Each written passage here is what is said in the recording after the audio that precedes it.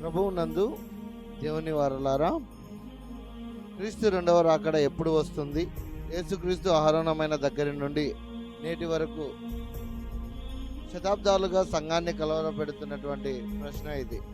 అయితే దేవుని వాక్యం ఈ విధంగా సెలవిస్తుంది: అంత్య దినాలలో అపహాసకులు అపహసించుచు వచ్చి తమ స్వకీయ దురాశల చొప్పున నడుచుకొనుచు ఆయన రాకడను గూర్చిన వాగ్దానం ఏమాయను, పితరులు నిద్రించినది మొదలుకొని సమస్తమును సృష్టి ఆరంభం ఉన్నట్లే నిలిచి ఉన్నదని చెప్పుకుంటారు.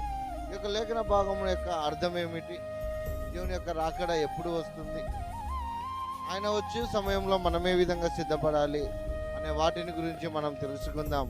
మెట్టుకు ఈ యొక్క రాకడ కొరకు ఎలా సిద్ధపడాలో అటు విశ్వాసమును దేవుడు మనకందరికి అనుగ్రహించి ఆయన కృపను, ఆయన ఆత్మను మనకందరికి దయచేయను గాక. ఆమేన్.